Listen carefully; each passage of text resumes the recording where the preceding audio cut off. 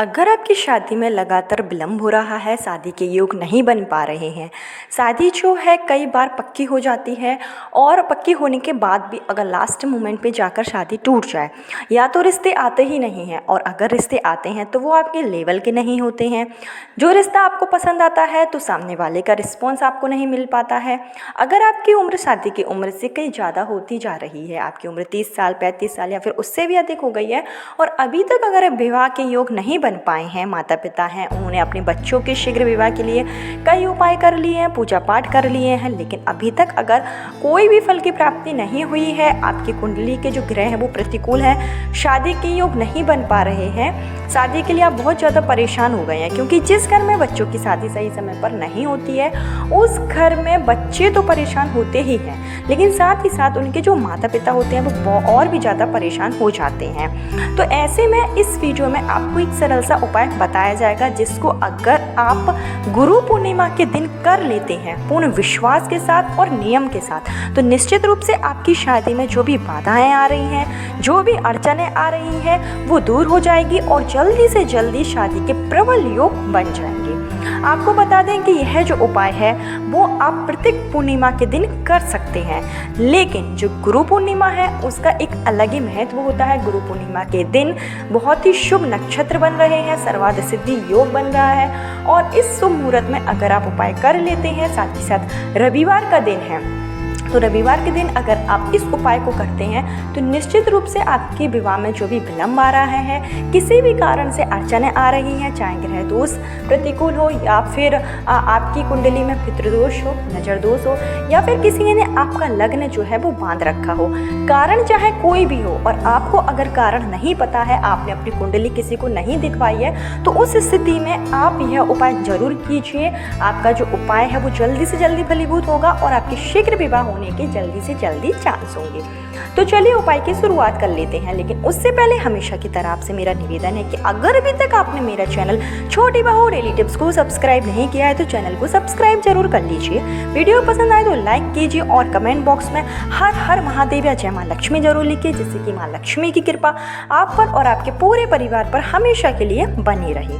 तो आपको क्या करना है कि गुरु पूर्णिमा यानी कि आषाढ़ पूर्णिमा, आषाढ़ माह की शुक्ल पक्ष की जो पूर्णिमा होती है उसको हम गुरु पूर्णिमा कहते हैं। इस दिन गुरु की हमें आशीर्वाद लेना चाहिए, तो जो भी आपके गुरु हैं उनका आप आशीर्वाद जरूर लें। आप अपने माता पिता को सर्वप्रथम सुबह उठकर प्रणाम करें। इससे जो आप उपाय करेंगे वो आपका जो उपाय है वो 100% फल देगा। उसके बाद में आपको क्या करना है कि जो भी व्यक्ति इस उपाय को कर रहा है, सबसे पहले आपको बता दें कि जो पूर्णिमा है, जो गुरु पूर्णिमा है, वो इस बार 21 जुलाई रविवार के दिन पड़ेगी। 21 जुलाई रविवार के दिन पड़ने वाली गुरु पूर्णिमा के दिन अगर जो भी व्यक्ति शीघ्र विवाह के लिए उपाय कर रहा है, बालक हो या फिर बालिकाएं हो या फिर उनके माता पिता हो, जो भी उपाय कर रहे हों, इस उपाय को माता पिता अपने बच्चों के शीघ्र विवाह के लिए भी कर सकते हैं, और जो बच्चे हैं, लड़के हों या लड़कियां, वो स्वयं के विवाह के लिए इस उपाय को कर सकते हैं। तो जो भी व्यक्ति इस उपाय को करे उसको लाल या फिर पीले कलर के शुभ कलर के कपड़े पहनना है, और आपको इस दिन नीले, काले या फिर अन्य कलर के कपड़े अवॉइड करना है। इस बात का आप ध्यान रखिएगा। आपको क्या करना है कि 21 जुलाई के दिन जो भी व्यक्ति इस उपाय को करे उसे सुबह ब्रह्म मुहूर्त में उठना है, 5 से 6 के बीच में आपको उठ जाना है, स्नान आदि करके आपको साफ सुथरे लाल कलर के वस्त्र धारण कर लेना है। इसके बाद में सर्वप्रथम आपको सूर्य देवता को अर्घ्य देना है। सूर्य भगवान को आप अर्घ्य कैसे देंगे, तो आपको एक तांबे के लोटे में जल भर लेना है।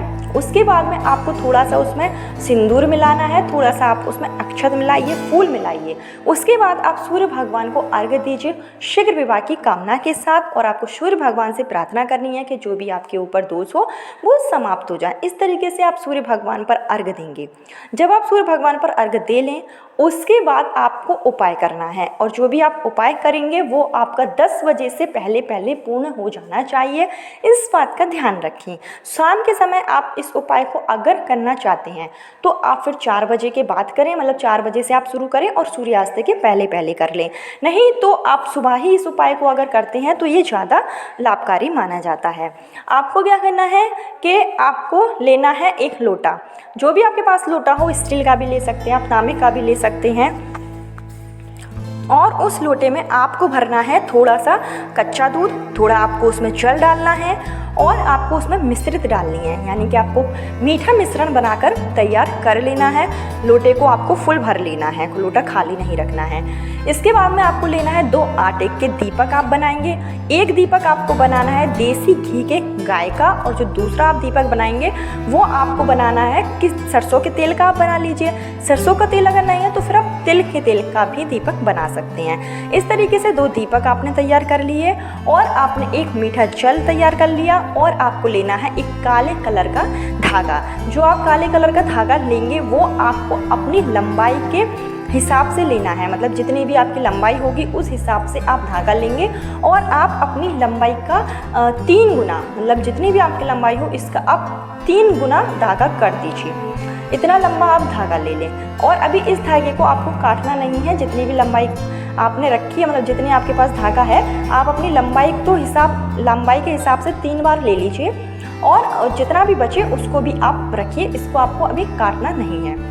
इसके बाद में आपको ये चीज़ें लेकर जाना है पीपल के वृक्ष के पास में। तो आपके घर के आसपास कहीं पर भी पीपल का वृक्ष हो वहाँ पर आप जाइए। पीपल का वृक्ष काफ़ी पुराना हो गया हो, ऐसे वृक्ष पर आपको जाना है और आपको सबसे पहले जाकर जो आपने 1 लोटा जल लिया था वो आपको जल जो है ओम नमो भगवते वासुदेवाय नमः मंत्र का जाप करते हुए पीपल की जड़ में जल को अर्पित कर देना है। पीपल की जड़ में साक्षात श्री हरि विष्णु का वास होता है और आपको श्री हरि विष्णु से शीघ्र विवाह की कामना करनी है, मंगल विवाह की कामना करनी है। अगर माता पिता कर रहे हैं तो वो अपने बच्चों के शीघ्र विवाह के लिए कामना करेंगे, बच्चे कर रहे हैं तो वो अपने विवाह के लिए भगवान से प्रार्थना करेंगे।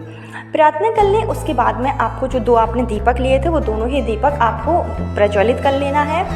पुनः आपको शीघ्र विवाह की कामना करनी है। विष्णु भगवान से आपको बोलना है कि जो भी आपके ऊपर ग्रह दोष हो, गुरु ग्रह कमज़ोर हो, शुक्र ग्रह कमज़ोर हो, किसी भी तरीके का अगर दोष हो तो वो जल्दी से जल्दी समाप्त हो जाए और शादी के जल्दी से जल्दी योग बन जाए। उसके बाद में आपको क्या करना है कि जो आप काले कलर का धागा अपने साथ लेकर आए थे, जो आपने अपनी लंबाई का 3 गुना किया था, वो धागा आपको पीपल के तने में आपको परिक्रमा करते हुए बांध देना है।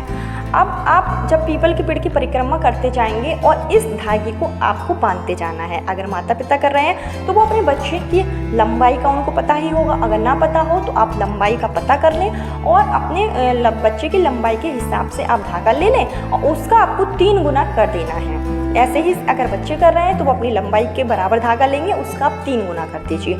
और यह काला धागा आप कोई भी ले सकते हैं। जो आप सुई धागा का जो सिलते हैं सामान वो आप काले धागा का इस्तेमाल कर सकते हैं, नहीं तो आप रेशमी धागा भी ले सकते हैं। जो भी आपके पास काला धागा इजीली आपको मिल जाए तो वो आप ले सकते हैं। और यह काला धागा आपको पीपल की जड़ में लपेट देना है। पीपल की जड़ में जब आप धागा लपेटेंगे तो जितनी बार मतलब धागा पूरा होगा उतनी ही बार आपको पीपल के पेड़ की परिक्रमा लगाते जाना है और शीघ्र विवाह की आपको कामना करते जाना है। और आपको अपने पितृदेव से प्रार्थना करनी है कि अगर मेरे ऊपर किसी भी तरीके का पितृदोष हो तो वो जल्दी से जल्दी समाप्त हो जाए। आपको अपने पूर्वजों से प्रार्थना करनी है, क्योंकि जब हम पीपल के पेड़ की पूजा करते हैं तो उससे हमारे ऊपर जो पितृदोष होता है वो भी समाप्त होता है, पितरों का हमें आशीर्वाद प्राप्त होता है। साथ ही साथ जो गुरु भगवान होते हैं उनका भी हमें आशीर्वाद प्राप्त होता है, जिससे कि कुंडली में गुरु ग्रह भी मजबूत हो जाता है, शुक्र ग्रह भी मजबूत हो जाता है। तो इस तरीके से अगर आप पीपल के पेड़ पर धागा बांध लेंगे, दीप जला लेंगे, जल प्रज्वलित कर लेंगे, उसके बाद में आपको चुपचाप अपने घर आ जाना है। जब आप घर आएंगे तो आपको पीछे मुड़कर नहीं देखना है। इस बात का आप ध्यान रखिएगा कि कोई भी अगर आपको टोके, कोई भी अगर आपको बुलाए, जो भी व्यक्ति अगर वहाँ पर हो, तो आपको सुनना नहीं है, आपको सिर्फ अपने घर आ जाना है। और लौटते समय आपको किसी और के व्यक्ति के घर भी नहीं जाना है, रुकना भी नहीं है, आपको सीधे अपने घर आ जाना है। जब आप अपने घर आ जाएंगे तो उसके बाद में आपको शाम के समय यानी कि रात के समय आपको एक उपाय और करना है। आप जब चंद्रमा का उदय होगा तो आपको चंद्रमा को एक लोटे में आपको कच्चा दूध लेना है, उसमें थोड़े से आप चावल मिला लीजिए और इस दूध से, मतलब जो आपने दूध लिया है उसमें आपने कच्चा चावल मिलाया है, इस मिश्रण से आपको चंद्रमा को अर्घ देना है और आपको चंद्रमा से प्रार्थना करनी है शीघ्र विवाह की।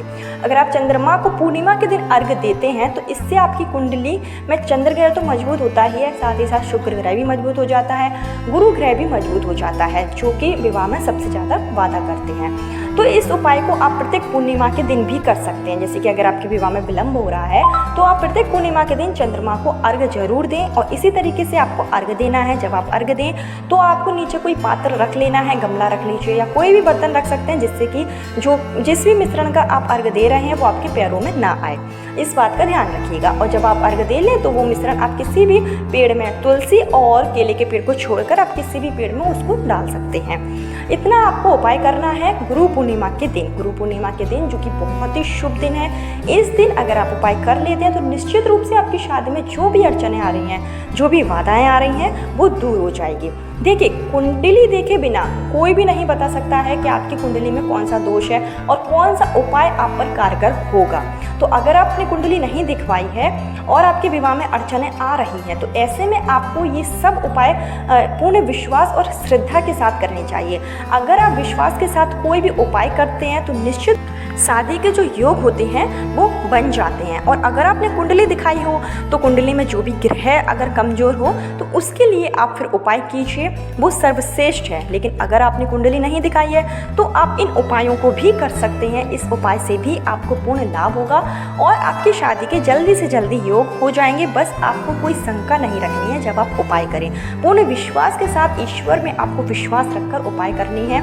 इसमें अगर आपका विश्वास होगा तो जो भी ग्रह आपके अनुकूल नहीं होंगे वो अनुकूल हो जाएंगे और जल्दी से जल्दी शीघ्र विवाह के योग बन जाएंगे। कल फिर मिल नए वीडियो नए उपाय के साथ। जब तक के लिए राधे राधे। चैनल पर अगर पहली बार आए हैं तो सब्सक्राइब जरूर कर दीजिए, लाइक जरूर कर दीजिए, जो कि पूरी तरीके से फ्री है।